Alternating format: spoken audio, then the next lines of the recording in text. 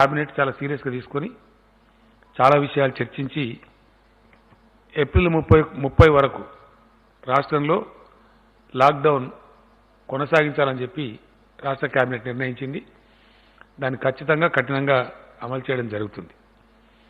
నేను పదే ప్రజలకు ఇంతకుముందు అప్పీల్ చేసినట్టుగా మళ్ళీ ఒకసారి నేను ప్రజలందరినీ కోరుతూ ఉన్నా, దయచేసి ఇది మన క్షేమం కోసం, మన సమాజం కోసం, మన పిల్లల భవిష్యత్తు కోసం, అందరి యొక్క మంచిని కాంక్షించి చేసే పని కాబట్టి దయచేసి గతంలో మీరు ఎట్లయితే సహకరిస్తూ వచ్చినారో ఇప్పుడు కూడా అట్లే సహకరించాలి.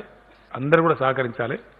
అన్ని మతాల వాళ్ళు, అన్ని కులాల వాళ్ళు, అన్ని వర్గాల వాళ్ళు ఈ సామూహికంగా ఒకటి చోట చేరేటువంటి కార్యక్రమాలు దయచేసి మానుకోవాలి. ఇక్కడ మీరు నష్టపోతూ సంఘాన్ని కూడా నష్టపెడతారు కాబట్టి ఆ దృష్ట్యానైనా సరే నియమం పాటించాలి, ప్రభుత్వానికి పూర్తిగా సహకరించాలని చెప్పి నేను ప్రజలకు విజ్ఞప్తి చేస్తూ ఉన్నాను. దయచేసి సహకరిస్తే ఈ 4 రోజులు ఓపిక పడితే, ఒకవేళ మన అదృష్టం బాగుంటే కాలం కలిసి వస్తే ఏప్రిల్ 30 తర్వాత మనం లాక్డౌన్ దశల వారీగా ఎత్తివేసేటువంటి కార్యక్రమం కూడా ఆలోచించుకునే అవకాశం ఉంటుంది. ఒకేసారి ఏకమొత్తం కాకపోయినా కనీసం దశల వారీగా ఎత్తేసుకొని కొంత ముందుకు పోయేటువంటి పరిస్థితి కూడా మనకు రావచ్చు. కాబట్టి ఆ ప్రకారంగా అందరూ కూడా సహకరించాలని చెప్పి కోరు. हमारे HN न्यूज़ को सब्सक्राइब करिए ताकि आपको नोटिफिकेशंस आते रहे वक्त पर।